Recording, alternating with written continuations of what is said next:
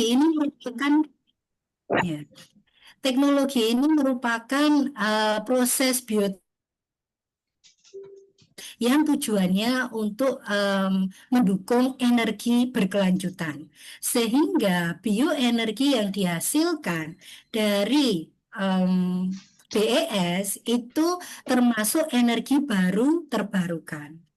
Nah, seperti tadi yang sudah saya sampaikan dalam pendahuluan, dalam BES itu terjadi interaksi antara bakteri yang bersifat elektroaktif atau bisa menghantarkan elektron dengan elektroda. Nah, elektroda yang kita pakai ini macam-macam. Kalau kita pernah belajar ini ya, baterai dulu masih ingat elektrodanya kan berupa seng ya Zn atau Cu. Nah, teman-teman mungkin masih ingat ya.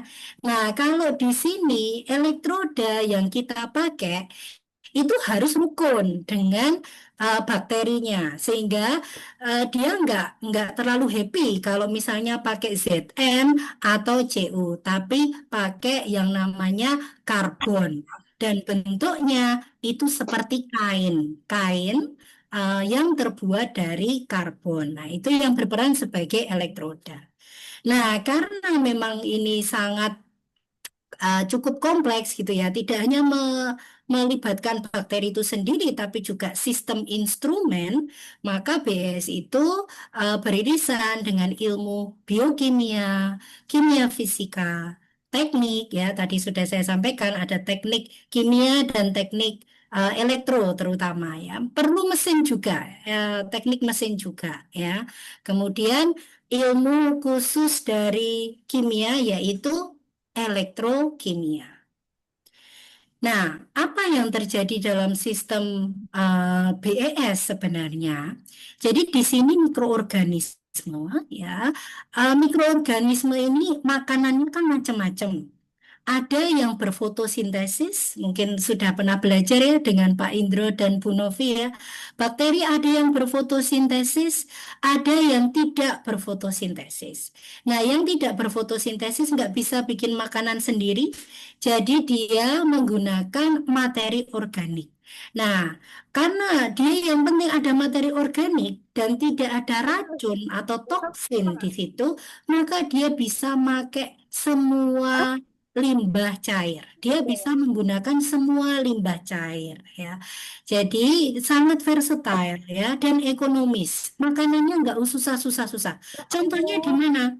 Luar dari pabrik kertas. Itu dia menghasilkan limbah cair yang kaya selulosa. Kemudian luaran pabrik tempe, luaran pabrik tahu. Ya, itu yang selama ini saya gunakan. Jadi semua yang nggak kepake, yang kebuang dan mungkin justru jadi permasalahan lingkungan karena berbau gitu ya.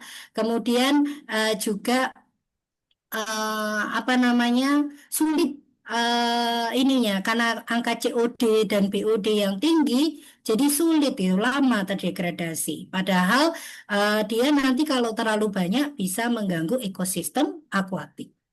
Nah, kembali lagi di sini jadi kita pakai mikroorganisme yang biasanya suka makan apa aja. Nah, kemudian ini em, mikroorganismenya dia yang penting bersifat elektroaktif. Kenapa? Karena tidak semua bakteri itu elektroaktif. Jadi bakteri elektroaktif itu punya satu enzim namanya enzim sitokrom. Ya, sitokrom oksigenase reduktase ya. Jadi enzim ini mampu menghantarkan elektron seperti tadi waktu kita kesetrum tadi itu loh ya, seperti itu. Nah, kalau dia tidak punya itu maka nggak bisa. Nah, contohnya yang punya siapa? Ada Pseudomonas, ada Enterobacter, ada Geobacter, ada Shewanella. Ya, mungkin sebagian teman-teman sudah pernah dengar ya, tapi sekali lagi tidak semua bisa. Nah, kalau dia sudah makan limbah ataupun kalau misalnya kalau dia fotosintetik, dia berfotosintesis begitu ya, dia akan melepaskan elektron. Nah, sembari dia itu melepaskan elektron ya dari proses metabolismenya, dia juga mungkin menghasilkan senyawa-senyawa samping seperti etanol, alkohol ya, format, laktat, asetat, butirat, suksinat. Nah, mungkin ini dulu mainannya Pak Indro ya, karena seingat saya Pak Indro itu bioteknologi industri ya, Bapak ya. Nah, butirat, suksinat, asetat, laktat itu adalah senyawa-senyawa yang punya nilai ekonomi. Jadi ada cuannya, bisa jadi cuan kalau itu diproduksi. Sehingga dalam sistem bioelektrokimia, selain kita mendapatkan energi listrik, kita juga bisa mendapatkan senyawa sampingan dari aktivitas mikroorganisme itu bisa diekstrak dan bisa dijadikan bioproduksi. Nah, kembali lagi ke sistem bioelektrokimia, elektronnya tadi yang dihasilkan oleh bakteri ini dikemanakan? Dimanfaatkan dengan cara ditangkap pakai anoda. Tadi saya sudah sampaikan, anodanya harus yang rukun sama bakterinya, sehingga cenderung pakai anoda yang non-logam, yaitu bahan karbon. Nah, setelah diterima oleh anoda, kemudian di situ ada katoda kita pasang, maka ada beda potensial. Nah, kita tahu waktu belajar fisika sedikit-sedikit ya, ketika terjadi beda potensial, saat itulah muncul energi listrik. Jadi kalau kita sambungkan dengan device seperti lampu atau charger HP, itu bisa kita gunakan energinya untuk menyalakan lampu atau mencas HP seperti itu ya. Em, nah, itu secara gambaran mengenai BES. Nah, sekarang kita lihat lebih dekat mengenai MFC. Saya pakai gambar skema saja supaya bisa lebih mudah begitu ya. Karena kalau konfigurasi aslinya itu ya cuma pipa-pipa ya, teman-teman ya. Itu kan kerjaan orang teknik ya. Makanya pakai gambar seperti ini semoga lebih ada gambaran. MFC itu secara umum di sini ada anoda, ada katoda. Sekali lagi bahannya dari karbon supaya cocok dengan bakteri. Nah, bakteri itu akan memilih salah satu. Jika dia anodik bakteria, dia akan lebih dekat atau cenderung hidup menempel pada anoda. Nah, ketika dia menempel pada anoda, dia akan menggunakan eh, substrat yang ada di media ini. Sekali lagi kita bisa pakai limbah tadi, limbah tempe, limbah tahu, limbah kecap. Pokoknya yang penting cair. Yang penting cair dan tidak beracun. Nah, bisa dipakai. Nah, limbahnya masuk ke sini. Dan elektrodanya harus nyelup ya, teman-teman ya. Harus tercelup. Nah, kemudian ketika dia menggunakan material yang ada di dalam limbah ini, dia akan mengkonversi atau mengubah ya substratnya. Misalnya di situ ada glukosa atau maltosa atau mungkin amilum kalau perlu. Kalau dia punya amilase, dia bisa pakai amilum ya. Atau kalau dia punya selulase, dia bisa pakai selulosa dan seterusnya. Nah, eh, dia akan memecah material yang ada di limbah itu, kemudian dia membebaskan elektron. Nah, sambil membebaskan elektron, biasanya dia melepaskan CO2 sebagai hasil samping dari metabolisme dia. Masih ingat ya, respirasi aerob itu melepaskan air dan CO2. Nah, di sini elektronnya selanjutnya diteruskan ya ditangkap, oh bisa resistor lah, resistornya ini bisa diganti tadi pakai lampu, pakai charger HP dan seterusnya, karena ada beda potensial yang dihasilkan di sini ketika anoda ketemu katoda. Nah, apa yang terjadi di katoda? Di katoda hidrogen ini direduksi karena apa? Ada oksigen ya di sistem MFC itu selalu ada aerasi atau pengadukan. Jadi hidrogen ini direduksi ketemu oksigen, selanjutnya dihasilkan air. Sehingga teman-teman bisa mendapat gambaran bahwa energi listrik yang dihasilkan di sini itu adalah zero emission, ya, tidak menghasilkan emisi gas buang yang negatif, ya. Sehingga ini termasuk ilmu yang sangat berkembang untuk mendukung green teknologi. Nah, kalau di lab itu kita sulit ya mengontrol ini ya. Kalau misalnya ini dihubungkan dengan misalnya charger HP atau lampu, mungkin jelas uh, listrik itu terbaca ada atau tidak ada. Kalau ada listriknya ya lampu menyala atau charger menyala. Kalau enggak, enggak. Cuman kalau di lab bagaimana? Misalnya saya memang pengen tahu performa dari bakteri saya, maka saya perlu ya minta tolong dilihat yang A ini, saya perlu sistem BES terkontrol. Nggak bisa pure pakai seperti yang tipe B ini.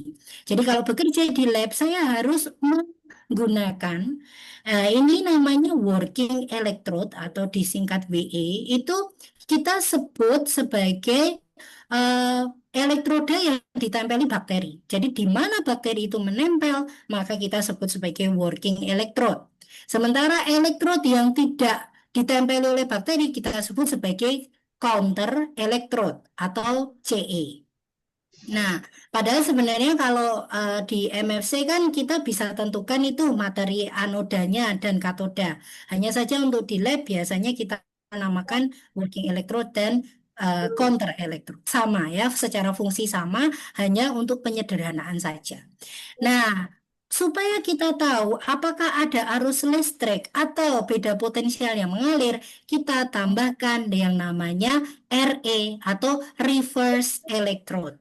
Nah, reverse electrode ini akan membantu kita untuk mengetahui berapa banyak voltase atau beda potensial yang dihasilkan dan juga berapa banyak arus yang dihasilkan dari sistem ini. Sehingga saya nggak perlu lampu atau charger HP untuk tahu. Cukup dengan menggunakan reference electrode ini. Saya tahu voltase saya berapa dan berapa ampere meter dari sistem itu. Nah, untuk membantu saya pakai yang namanya alat potensiostat. Bentuknya seperti ini. Potensiostat itu mampu mengukur voltase dan ampere meter yang dihasilkan. Mungkin ada teman-teman di sini yang pernah lihat papanya atau kakaknya, ya biasanya bapak-bapak atau mas-mas gitu ya, suka pakai multimeter yang dipakai untuk mengetahui voltase atau ampere meter seperti itu.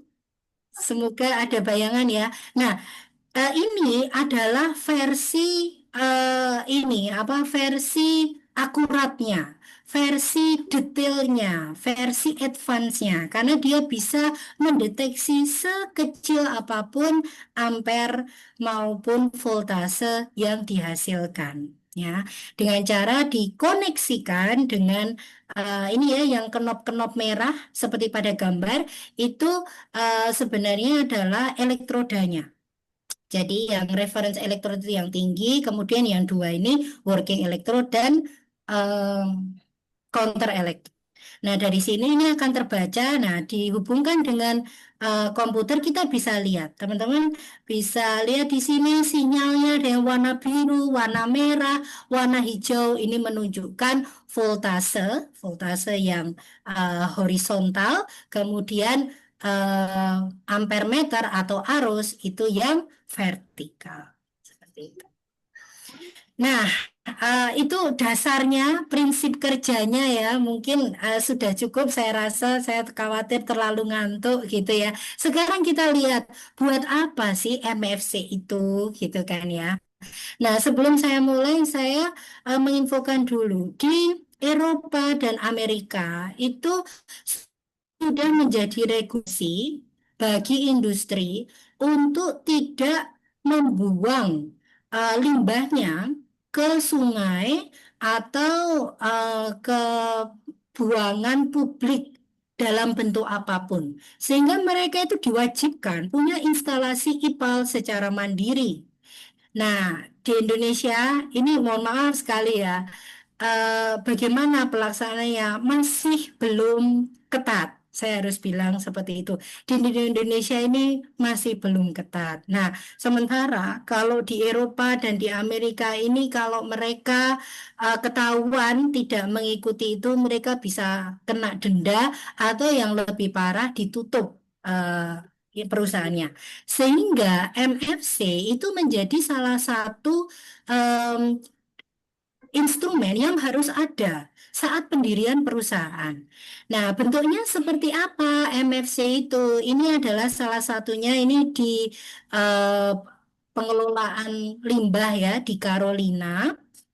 Memang ini bukan gambar baru, tapi secara dimensi dan konfigurasi cukup mewakili ya. Jadi elektrodanya ini yang panjang-panjang ini teman-teman ya. Bentuknya seperti pipa-pipa ini. Kenapa warnanya hitam? Karena ada karbonnya. Jadi elektrodanya ini berupa karbon seperti ini.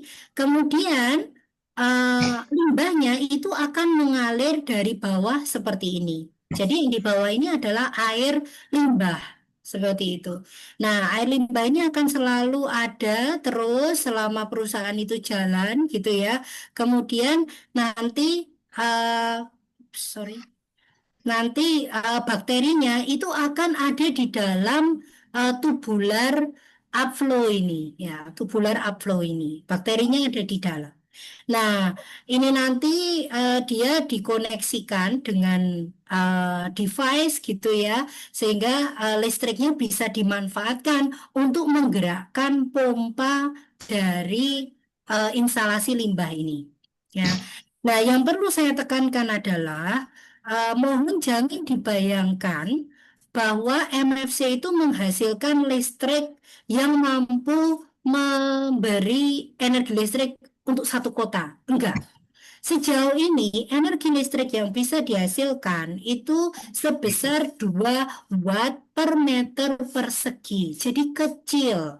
Bisa dikatakan dia hanya memiliki sampai 20% dari total kebutuhan listrik di dunia. Kalau misalnya bisa intensif. Tetapi yang kita angkat di sini, selain memang membantu 20% gitu ya, itu teknologi ini mengeluarkan energi terbarukan, kemudian zero emission, plus memanfaatkan limbah. Jadi terus energi sekecil itu buat apa? Nah, di sini yang menggerakkan pompa, kemudian motor untuk pengaduk itu ya dari listrik yang dihasilkan oleh sistem ini sendiri. Artinya, untuk pengolahan limbah dia tidak tergantung dengan listrik dari sumber lain atau sebutannya adalah self-electrifying. Kemudian bisa dipakai untuk yang kecil-kecil kayak menyalakan lampu, itu bisa. Kemudian charger listrik, charger HP itu juga bisa. Ya. Jadi ini adalah aplikasi yang terbesar di Eropa dan USA karena terkait dengan regulasinya. Nah, contoh lain seperti apa? Nah, ini bentuknya lucu, kecil, dia bisa mengapung, tapi juga bisa ditenggelamkan, tergantung pengaturan masanya. Ini adalah eh, radar, ya, radar untuk membantu semacam BMG, ya, BMG di USA dan di Eropa, ya.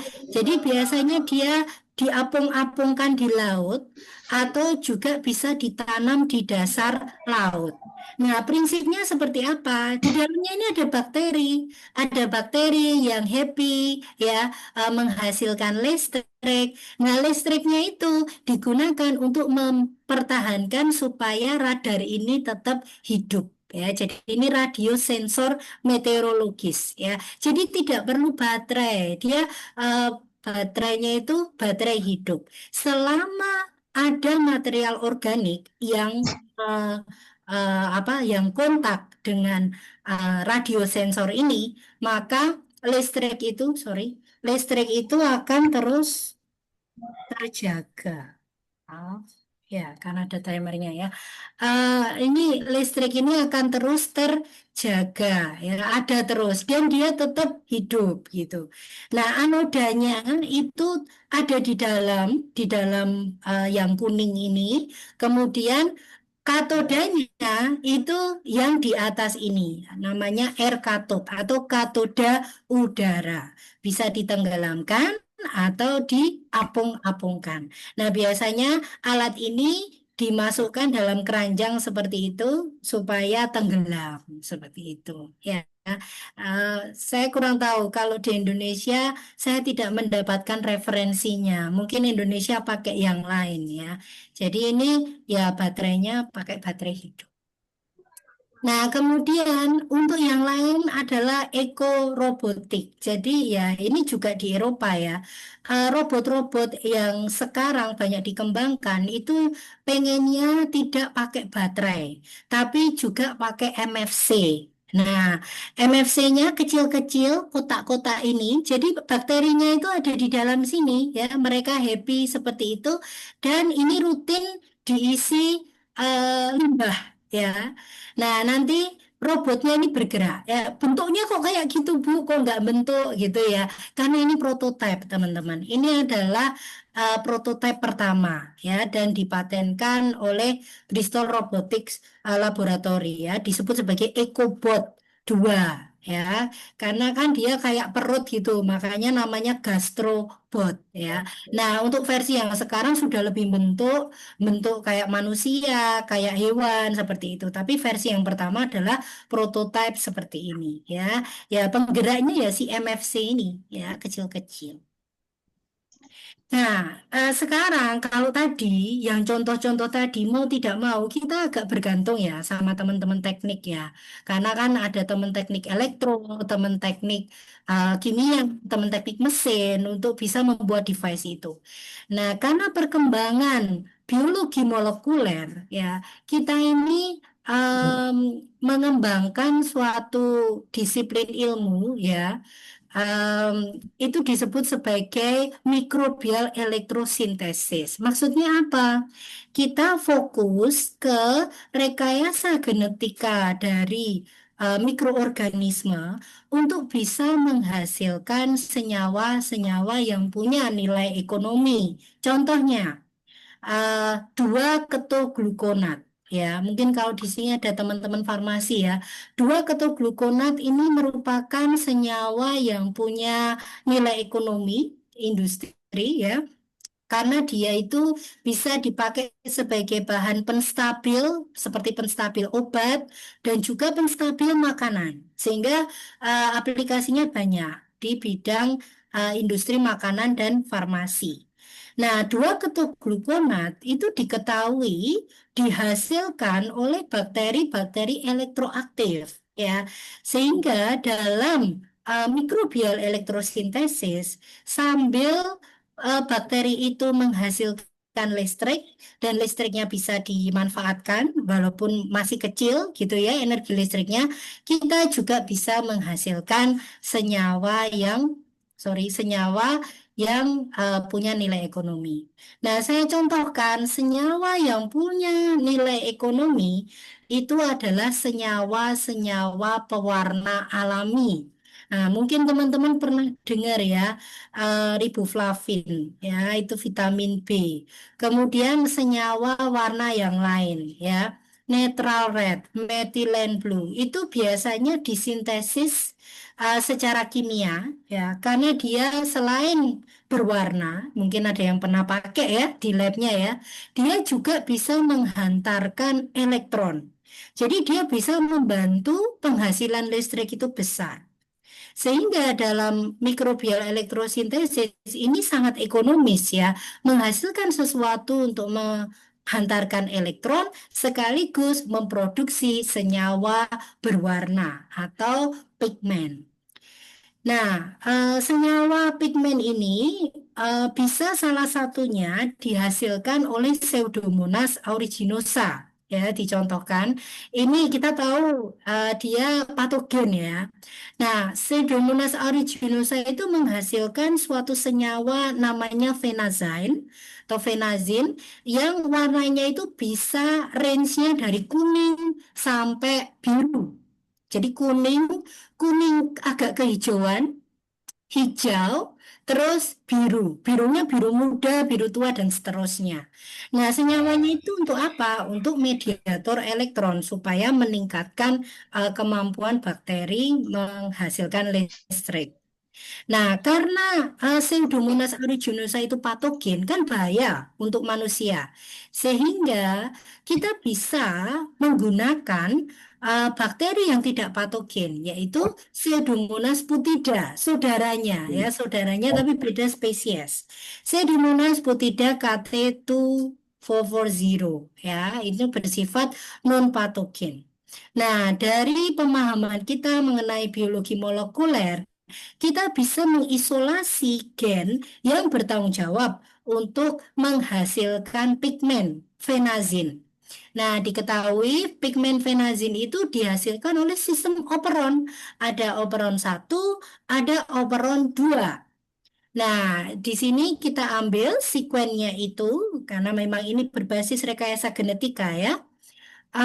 Kita ambil dari Pseudomonas aeruginosa dipindahkan ke Pseudomonas putida. Sekali lagi, alasannya apa? Karena Pseudomonas aeruginosa adalah patogen, berbahaya untuk manusia, sehingga gennya ditransfer dari yang non patogen ke, sorry, gennya ditransfer dari yang patogen ke yang non patogen, sehingga lebih aman.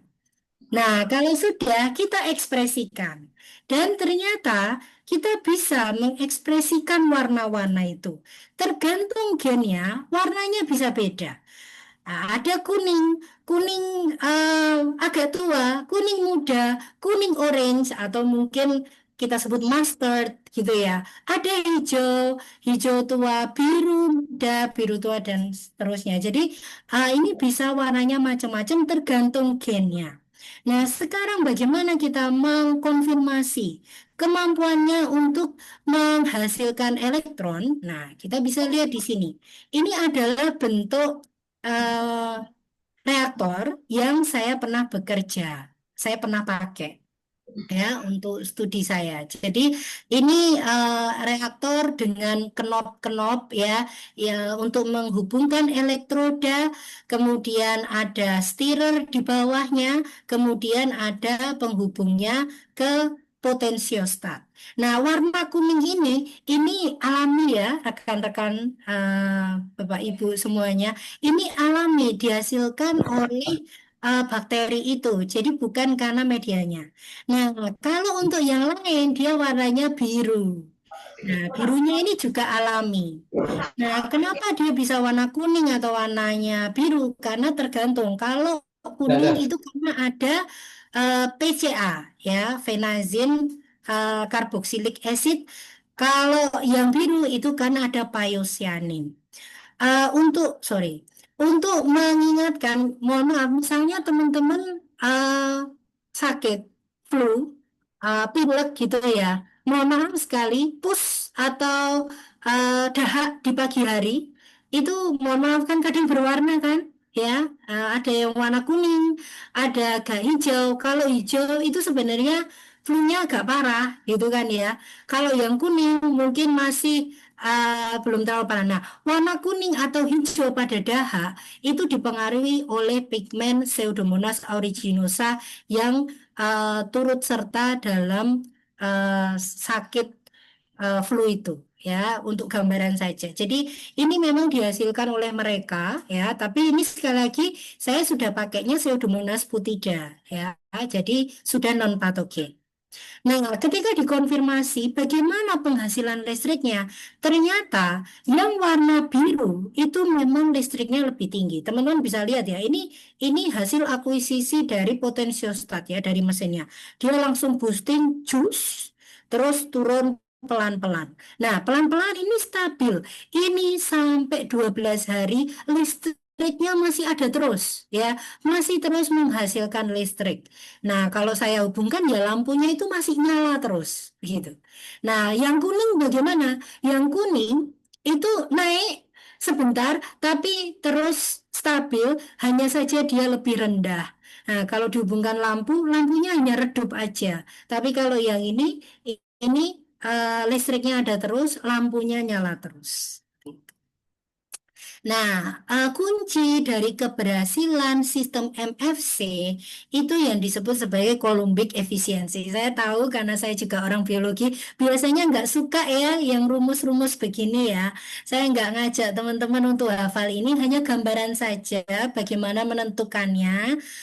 Coulombic efisiensi itu dihasilkan tergantung dari sumber makanan. Contohnya glukosa.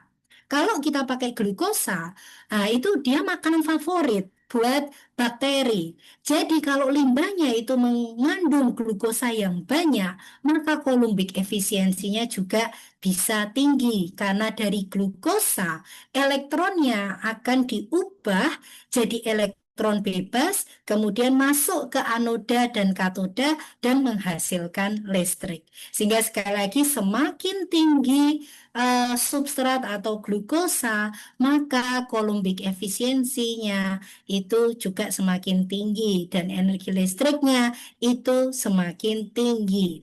Nah, berapa range-nya? Karena limbah itu kan campur-campur ya, teman-teman ya. Nah, karena limbah itu bisa macam-macam, maka kolumbik efisiensi bisa dihasilkan 3 sampai 60% pada MFC. Seperti itu. Nah, Columbus efisiensi itu sangat tergantung pada strain bakteri. Bakteri yang beda bisa punya kemampuan makan yang beda juga. Kalau makannya beda, nanti penghasilan listriknya juga bisa beda. Seperti ini saya contohkan ya. PA01 dan PA14 ini nama strain ya, strain bakteri gitu ya. Nah, ternyata yang PA14 itu lebih bagus kolumbik efisiensinya dibandingkan yang PA01. Makanya hasilnya kan konsisten ya. Kalau saya balik lagi ke sini, yang kuning, ya ini tadi kan sedikit kan. Kemudian yang biru itu listriknya banyak. Sehingga memang ternyata sangat dipengaruhi oleh kolumbik efisiensinya. Semakin tinggi kolumbik efisiensi, ya semakin tinggi energi listriknya. Nah, dari hasil studi saya, apa sih yang bisa dipakai gitu ya? Kalau dua ketuk glukona tadi kan punyanya orang.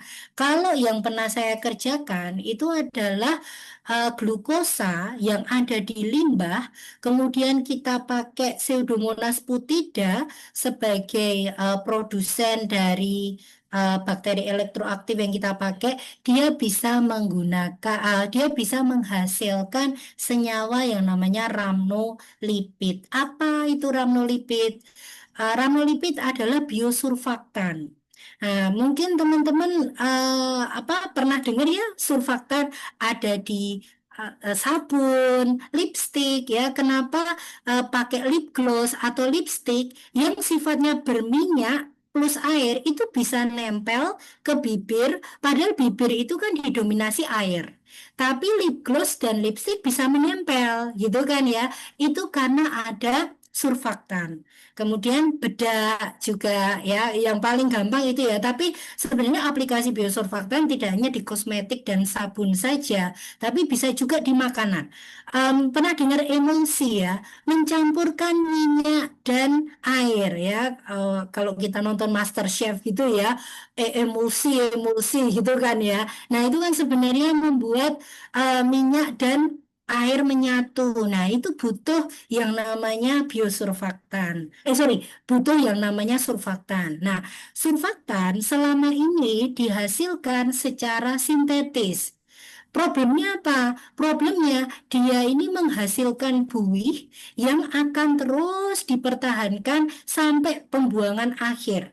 Alhasil, kalau kita ini pakai biosurfaktan sintetik, itu akan mencemari ekosistem akuatik. Nggak hanya di sungai sampai apa mangrove pun juga bisa tercemar ya dan laut juga. Nah, kalau buih ini tidak segera direduksi atau tidak segera didegradasi, maka bisa mempengaruhi biota yang ada di dalamnya, mulai dari air tawar sampai air laut. Sehingga memang sangat disarankan kita kembali ke biosurfaktan. Nah, salah satu jenis biosurfaktan adalah ranulipid ini tadi. Ya, itu bisa dihasilkan dari sistem BES menggunakan bakteri elektroaktif ini, gitu ya, sehingga dia selain zero emission bisa pakai limbah ya dan menghasilkan senyawa yang bermanfaat. Nah, apakah ranulipid bisa dipakai untuk kosmetik? Bisa banget ya, kosmetik, makanan ya, karena dia lebih aman dan dia tidak mencemari lingkungan. Ya, itu gambaran dari saya. Apakah waktunya oke, Pak Indro? Ya, ini apa reaktor-reaktor yang pernah saya Masih pakai Bu, untuk masih monggo bekerja silakan. seperti itu.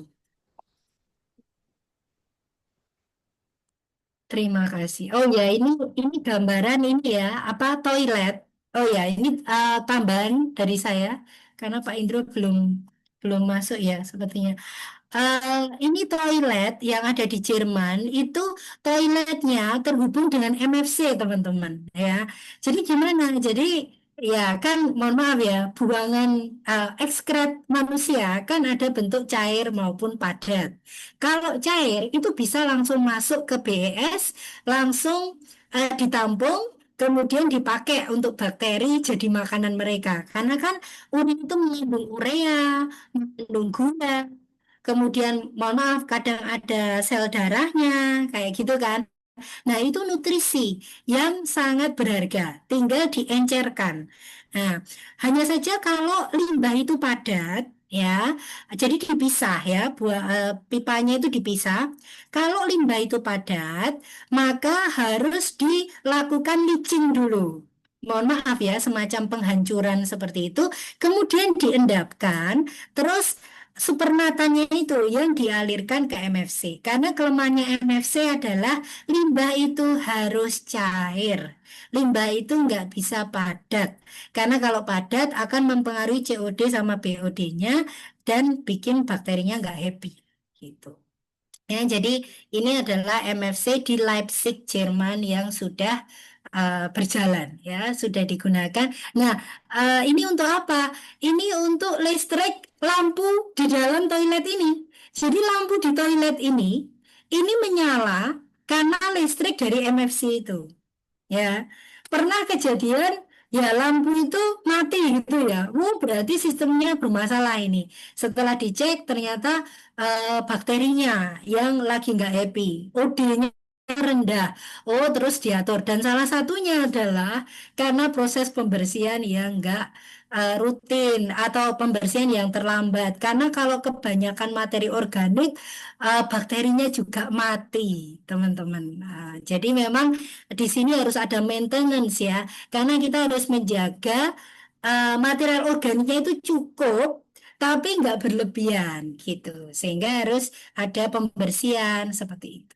Ya, itu saja dari saya. Silakan saya kembalikan lagi ke moderator. Baik, terima kasih Ibu Desi atas paparan materinya. Baik, yang berikutnya adalah sesi yang kita tunggu-tunggu adalah sesi tanya jawab. Ini saya persilahkan, saya buka dua termin. Monggo silahkan satu termin ada dua penanya ya. Monggo saya persilahkan untuk rekan-rekan mahasiswa dulu. Monggo silahkan. Mohon Silahkan. maaf, ya mohon maaf Pak Indro, saya baru saja ini saya kecepatan ya, nggak apa-apa ya. Oh, sudah cukup Bu. Sudah Bagus cukup. kok. Oh Ya, ya ya. Oke. ya.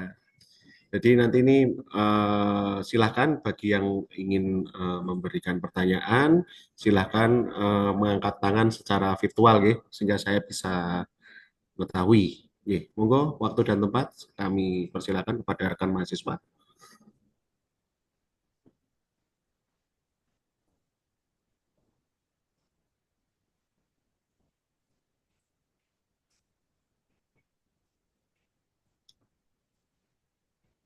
Silakan kalau mungkin ada yang kurang jelas dari saya atau diminta mengulang juga nggak apa-apa.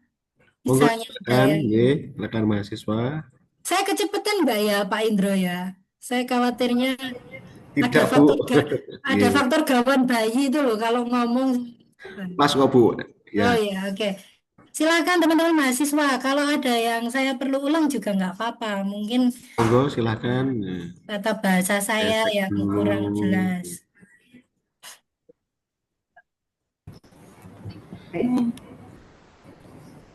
Ibu mau bertanya. Sudah perkenalkan diri, monggo silahkan. Ya, silakan Kak Rifatul. Oh iya, Mbak Rifatul, monggo silahkan.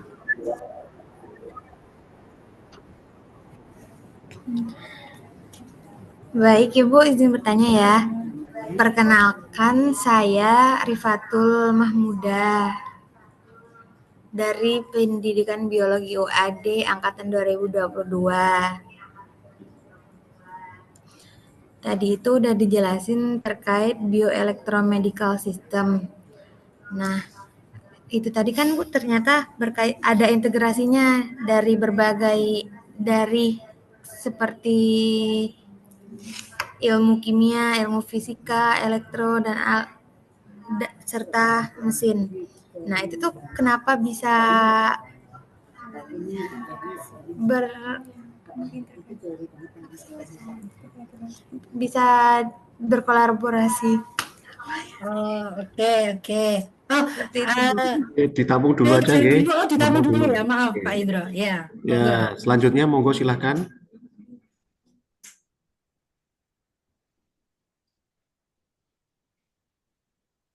Silahkan, monggo. Yang kepingin bertanya, tadi sudah dari Mbak Rifatul.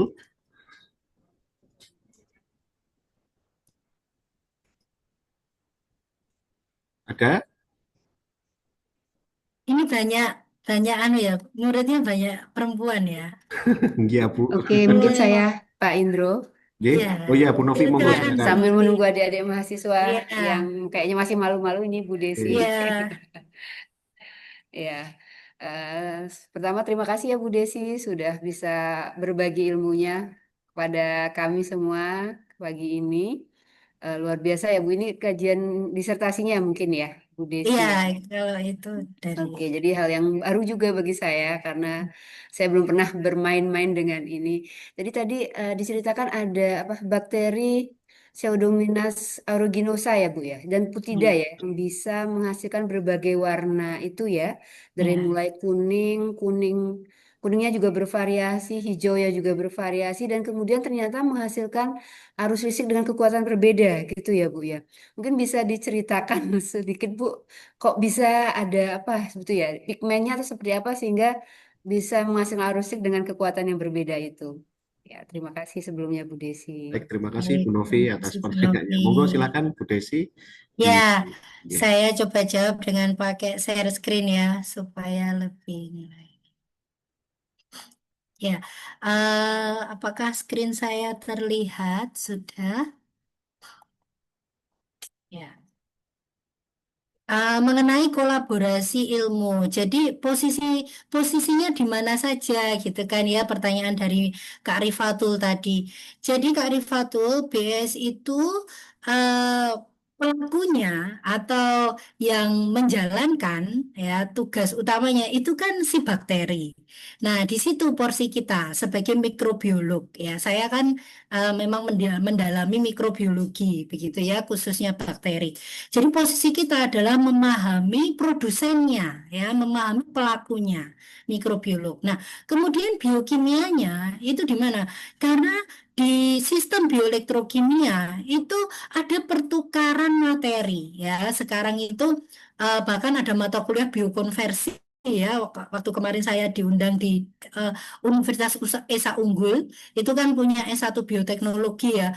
Itu ada mata kuliah biokonversi. Oh, padahal saya belajar itu waktu S3 gitu kan ya. Nah, tapi dia sudah diberikan di S1 gitu ya. Mungkin waktu masih belajar sama Pak Indro, kita belajar itu juga di S2 ya Pak Indro ya. Nah, ini sekarang karena kemajuan ilmu ini, biokonversi itu mata kuliah S1. Nah, biokimia di sini jatahnya itu mengubah glukosa jadi energi. Itu dipelajari di biokimia.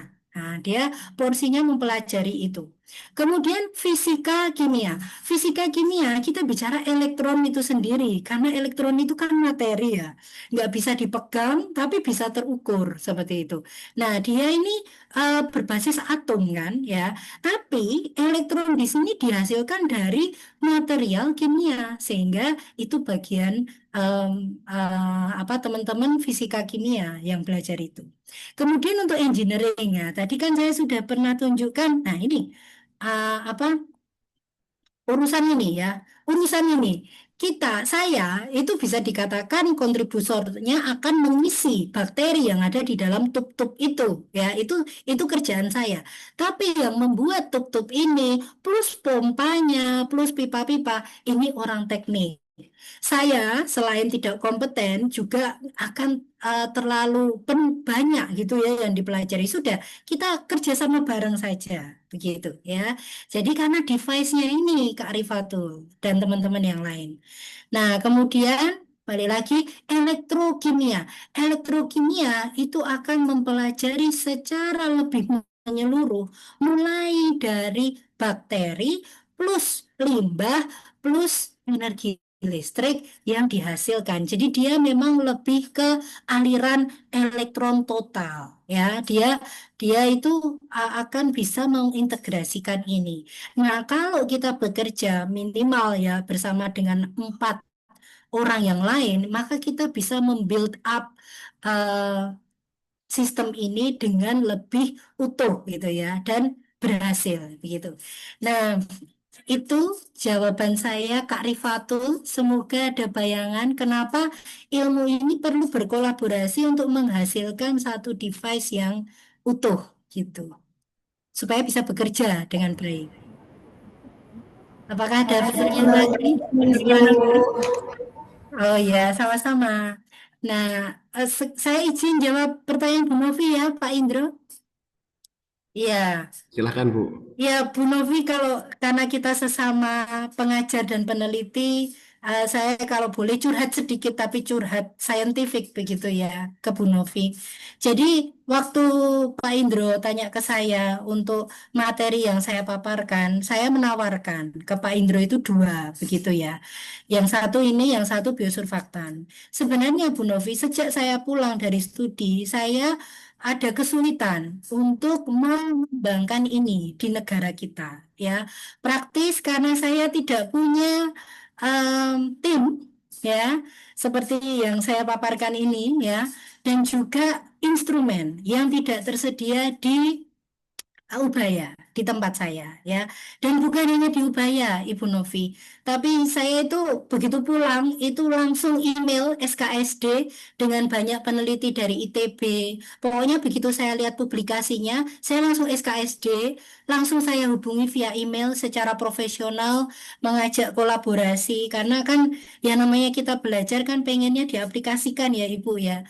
Nah cuman saya ada kendala di mana ada perbedaan ya, ada perbedaan sistem yang dipelajari sehingga saya memang sampai sekarang belum bisa melanjutkan ini di Indonesia.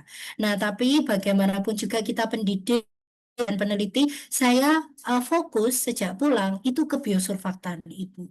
Jadi memang saya fokus ke biosurfaktan, makanya saya sempat nawarkan ke Pak Indro kalau untuk biosurfaktan maka itu yang saya kerjakan sampai hari ini begitu. Ini adalah disertasi saya begitu. Nah, semoga Ibu ada gambaran gitu ya. Nah, untuk pertanyaannya Bu Novi, em, nah, ini Bu Novi. Jadi, senyawa pigmen yang kita sebut sebagai fenazin itu punya kemampuan untuk melangsungkan reaksi reduksi maupun oksidasi. Ini adalah bakteri penghasilnya, penghasil fenazin. Kemudian ini adalah anoda. Jadi ketika ada fenazin, elektron itu akan sedemikian rupa direduksi, kemudian dioksidasi secara terus-menerus sampai Coulombic efisiensi itu tercapai 0 atau habis. Nah, titik yang menentukan habis itu apa? Ya makanan. Tadi saya sebutkan glukosa. Kalau glukosanya habis, si bakteri itu udah nggak bisa apa-apa lagi, sehingga dia lempar-lemparan elektron antara eh, apa namanya antara fenazin dengan anoda itu berhenti. Begitu. Jadi penghasilan listrik itu sebenarnya dihasilkan dengan bantuan fenazin melalui reaksi reduksi dan oksidasi. Nah, mungkin gambaran simpelnya begini. Kalau kita memakan sayur atau buah, kenapa kita selalu disuruh, ayo makan sayur buah gitu kan ya? Kan bisa menjaga kesehatan. Mungkin simpel dulu, oh itu kayak vitamin. Sebenarnya bukan hanya itu, tapi ada antioksidan di situ. Nah, antioksidan itu kan sebenarnya senyawa yang teroksidasi lebih dulu kan, sehingga bisa melindungi pencernaan kita, melindungi kulit kita, gitu kan ya. Dia teroksidasi lebih dulu. Nah, fenazin dalam hal ini juga senyawa berwarna, jadi dia akan teroksidasi lebih dulu, hanya saja oksidasinya ini sambil menghasilkan listrik. Begitu. Jadi secara umum senyawa berwarna itu memang mampu menukarkan elektron. Ya. Sehingga ya lesson learn-nya selain ini ya banyaklah makan sayur dan buah ya supaya di dalam tubuh kita elektronnya itu terjaga ya. Karena tadi kalau misalnya sampai terjadi kesetrum, ini mohon maaf ya agak melenceng, tapi mungkin supaya bisa lebih dipahami gitu ya, karena ini sistem hidup. Em, Kalau kita mengkonsumsi air cukup, ya, itu kan sebenarnya kita menjaga keseimbangan elektron. Makanya mestinya nggak kesetrum tadi waktu pegang gagang pintu atau eh, apa pegangan tangga kayak gitu, ya. Karena kan uh, elektronnya itu terjaga seperti itu. Semoga cukup jelas. Mungkin sedikit lagi Bu Ya, Desi. monggo, monggo, silakan Bu Kalau Naomi. yang ada perubahan warna tadi kuning dan hijau itu atau biru tadi ya, Nggih. berbeda hasil arus listriknya gitu ya Bu Desi ya. Ya, betul. Oh, Nah, maaf. itu mungkin bisa sedikit dijelaskan. Baik. Jadi berarti itu data ini ya. Kan gennya beda-beda ya, Bu. Gennya beda-beda sehingga warnanya beda-beda. Nah, untuk penghasilan listriknya, jadi ada yang kita sebut sebagai kalau pada Pseudomonas, ada yang warna kuning namanya PCA, phenacetin carboxylic acid, itu dia memang redoksnya relatif rendah, Ibu. Makanya boostingnya hanya sebentar, terus turun ya, stabil. Tapi yang shining itu redoksnya tinggi, sehingga boosting terus pelan-pelan. Nah, ini nature. Nature dari pigmen itu, Ibu. Pigmennya yang kuning itu tukar menukarnya rendah. Yang biru atau pyoceanin itu tukar menukarnya tinggi. Sehingga listriknya juga lebih tinggi. Ya. Jadi itu nature dia menghantarkan elektron. Nah, sebelum ini kan pukul rata ya Bu ya. Sebelum Iya. dicoba warna-warna ini, Iya. maksudnya penelitian orang-orang sebelumnya, pokoknya pukul rata saja Pseudomonas aeruginosa bisa gitu ya. Tapi nggak tahu. Nah, dari penelitian ini jadi tahu, oh ternyata sebenarnya yang warna birulah yang menghasilkan listrik paling tinggi. Jadi kalau mau dieksplor untuk BES, maka bukanlah yang warna kuning, tapi yang warna biru. Begitu.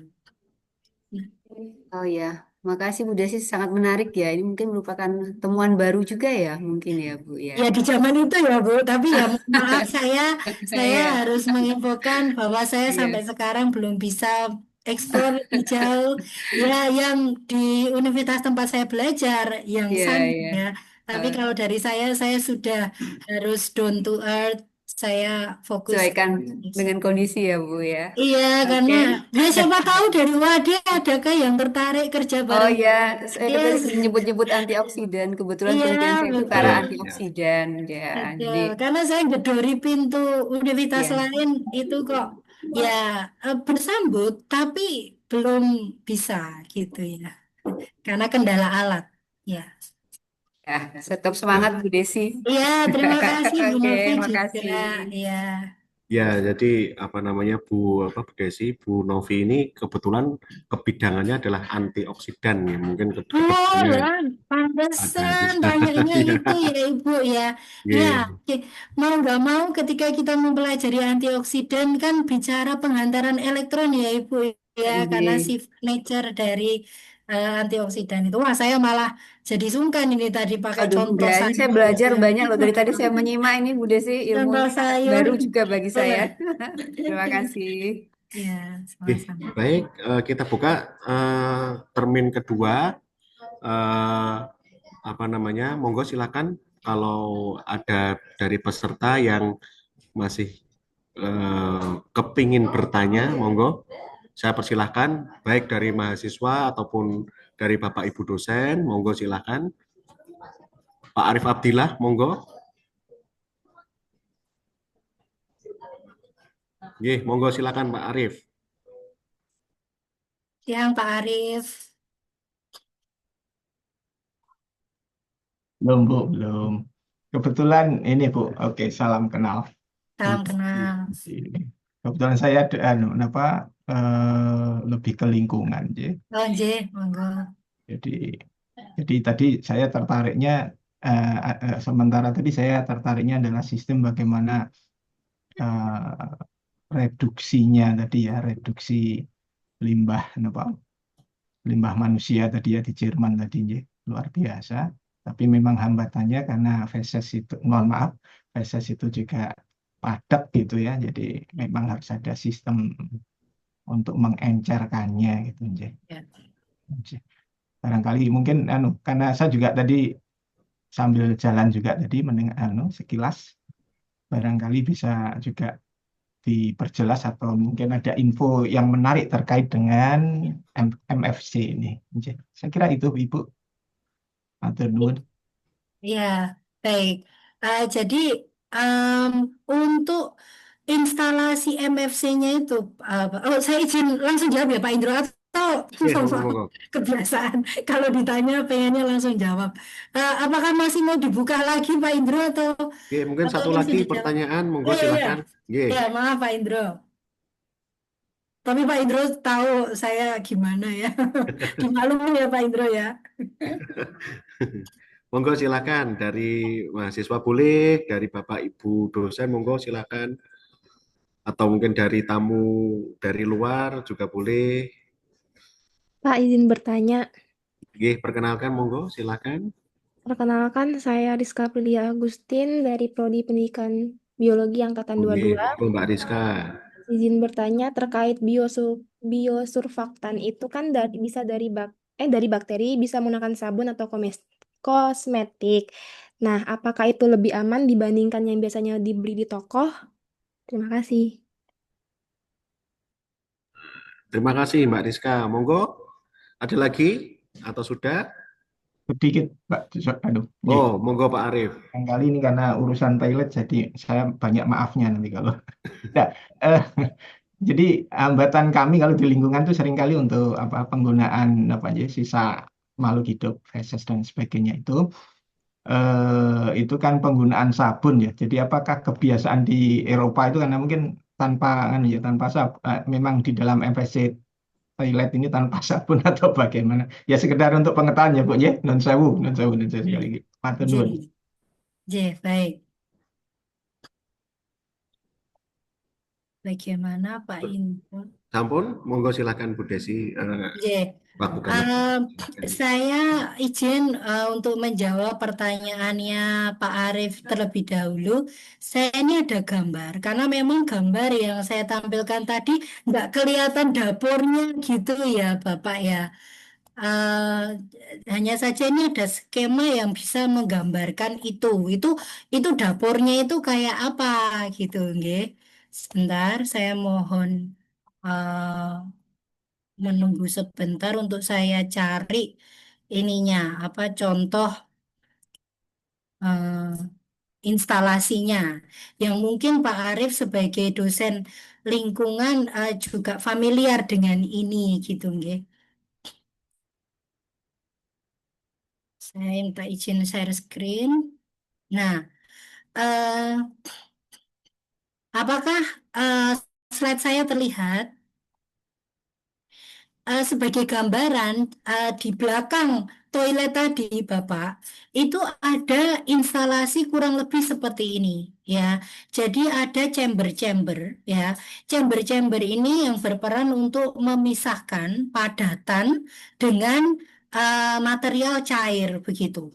Nah, ini terus gitu. Nah, nanti hasilnya itu ada sludge, ya, yang bisa dikembalikan lagi jadi inokulan.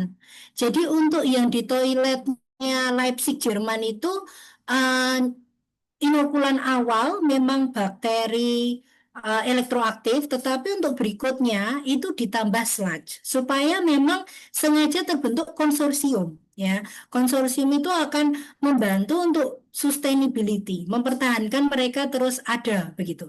Nah, cairannya tadi barulah eh,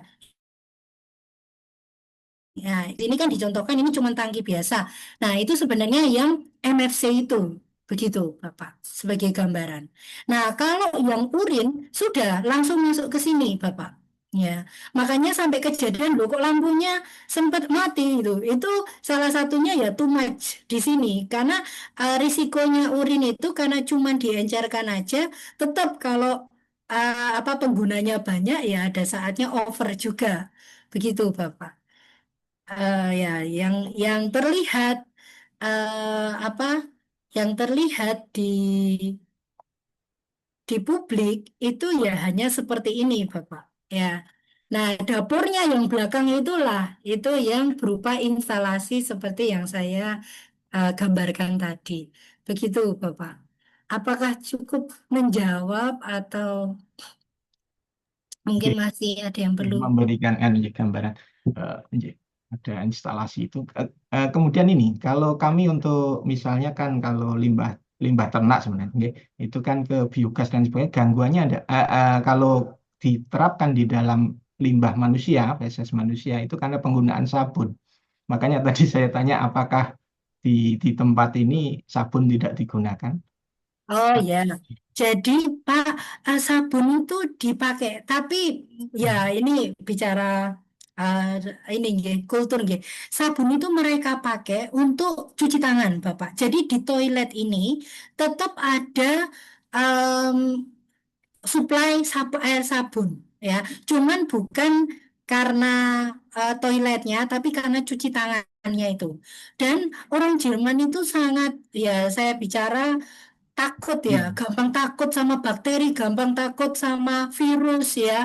Eh, jadi mereka itu tidak hanya pakai sabun, tapi juga desinfektan. Nah, ini yang dihimbau oleh pemerintah Jerman waktu itu untuk tidak mengaplikasikan desinfektan terlalu berlebihan.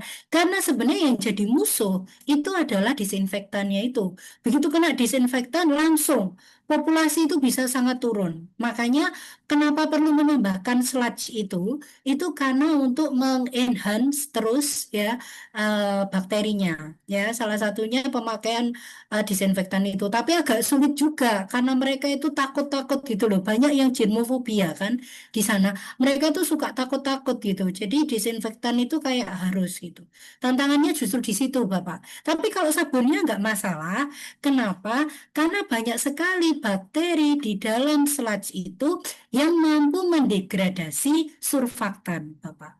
Jadi sabunnya itu terdegradasi, ya. Dan untuk pemakaian cuci tangan itu masih bisa diatasi oleh bakteri itu. Yang masalah justru disinfektannya, ya. Gitu sih. Ya, makanya sampai kejadian mati lampu itu ya salah satunya karena em, bakterinya ngedrop, OD-nya rendah sekali. Ya, mungkin dulu. Ya, Baik, sama-sama, Pak. terima kasih Pak Arief. Ya, kemudian untuk pertanyaan kedua, nggih, Pak Indro, nggih, dari Oke, Kak Rizka tadi ya, Mbak Kak Rizka, Rizka. oke. Ya, Kak Rizka, ya memang betul ya, karena kosmetik itu ya kita perempuan pasti setipis apapun tetap perlu gitu kan ya. Hanya saja kita kan concern dengan kesehatan ya. Nah, biosurfaktan itu termasuk surfaktan yang sejauh ini ya dari hasil dermatologi itu hipoalergenik. ya, mau rhamnolipid atau atau biosurfaktan yang lain seperti manitritol, soforolipid, ya, itu saudara-saudaranya rhamnolipid itu tergolong hipoalergenik. Selain hipoalergenik, jadi apa tidak menyebabkan alergi, juga toksisitasnya rendah dibandingkan surfaktan. Nah, kemudian untuk kemampuannya bagaimana? Kemampuan biosurfaktan untuk mengemulsi itu beberapa dilaporkan bahkan jauh lebih baik, seperti contohnya rhamnolipid dan soforolipid. Jadi untuk pertanyaan Mbak Rizka itu lebih cenderung menguntungkan untuk bisa pakai biosurfaktan. Selain tadi yang apa concern lingkungannya, kalau dia itu terbuang di badan air mulai dari sungai sampai laut itu dia sangat mudah didegradasi gitu. Oke, monggo Mbak Apakah Rizka sudah bagaimana? terjawab Kak Rizka? Sudah terjawab Mbak Rizka? Ya, Pak. Bu, makasih, Bu. Oke, terima kasih Mbak Rizka. Atau ada yang mau bertanya lagi? Monggo. Masih ada?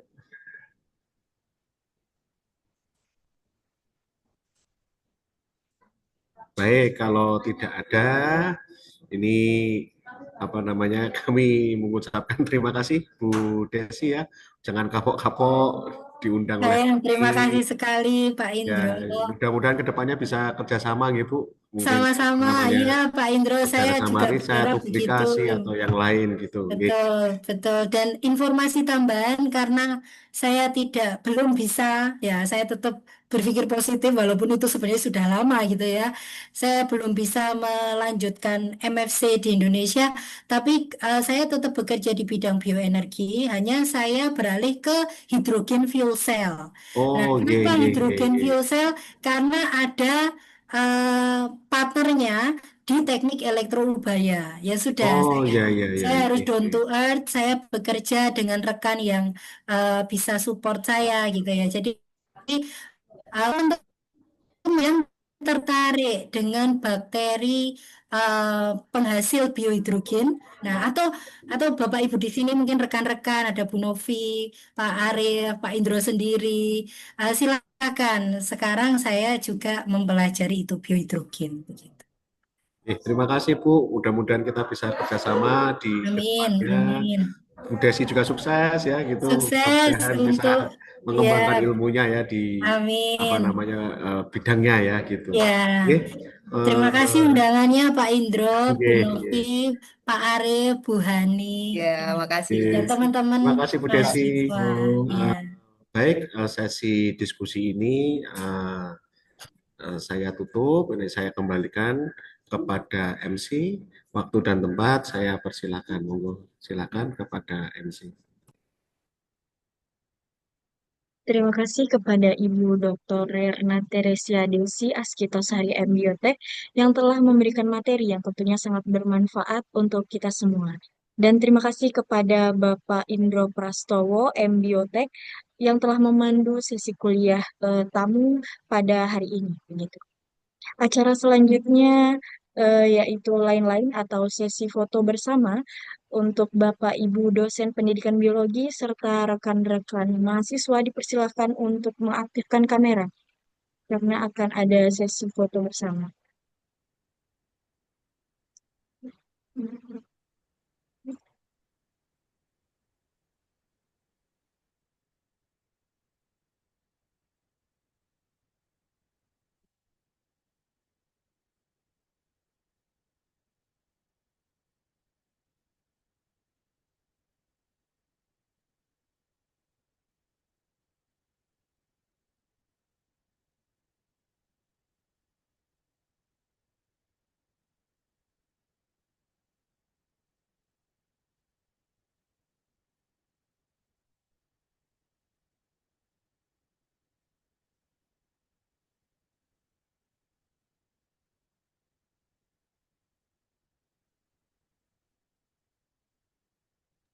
Mohon maaf ditunggu jadi sebentar nanti nih ya dibeli Bapak apa-apa Ibu atau dosen. gimana, Kak? Ya, Iya betul Ibu, oh, mohon oke. ditunggu Ada masalah Oh ya, teknis oke, sebentar oke. Bu. Nggih. Ya, saya pikir sudah. Oh, Bu Hani ini ya, ada aktivitas lain ya. Bu Hani sibuk. Iya, bisa dipahami itu. Iya. Mungkin rekan-rekan on kamera gitu, mau foto on kamera. Iya, adik-adik silahkan on cam ya. Nanti kalau nggak on cam nggak terdeteksi Monggo ada. silahkan on cam, nggih, satu persatu. Saya mulai nggih, Bapak, Ibu, dan teman-teman. Ya. Saya hitung 1, 2, 3. Sekali lagi. 1, 2, 3. Sampun. Terima kasih Bapak Ibu dosen. Terima kasih banyak untuk undangannya, Terima Bapak kasih Ibu. Bu Terima Desi kasih Bu ilmunya Desi. ya. Yeah. Ini masih ada agenda atau Ya, saya nanti ada apa namanya nanti Weekend, sibuk Bu. wis. Ada Habis yang ya ada setelah ulang tahun. Oh, selamat ulang tahun. Siapa yang ulang tahun, Bapak? Mas Rino ini kami, rekan kami ini. Oh, oh jadi Mono Dewade ini masuk ya? Masuk Masih Bu. masuk. Oh, jadi ini hari hari kerja ya, luar biasa. Ya. Tapi mahasiswanya tidak ada Akhir. kuliah kebetulan. Oh, Dosennya masih di kampus. Semangat Bapak Ibu. Matur Oke, nuwun Bu Sehat-sehat Desi. Semangat selalu. terima juga kasih untuk Bu J, Desi. saya berarti mohon izin pamit. Boleh? Dia ditutup, Mbak. Ya. Oh, Izin menutup nggih Bapak Ibu dan ya. teman-teman. Demikian rangkaian acara kita pada hari ini. Kami mengucapkan terima kasih kepada semua pihak yang telah berpartisipasi dan mendukung terlaksananya acara hari ini. Mohon maaf apabila ada kekurangan dan kesalahan selama acara berlangsung. Saya Utami Wulandari selaku MC mohon pamit undur diri. Akhir kata, wabillahi taufiq wal hidayah. Wassalamualaikum warahmatullahi wabarakatuh. Waalaikumsalam Waalaikumsalam warahmatullahi warahmatullahi wabarakatuh. wabarakatuh. Terima kasih Terima Terima Bu kasih. Desi. kasih. Mohon maaf kalau ada salah atau Ya, kurang. terima kasih Terima kamu yang Terima kasih. terima kasih kasih. banyak sudah Selamat berbagi. siang. Ye, izin live. Ye. Izin lihat.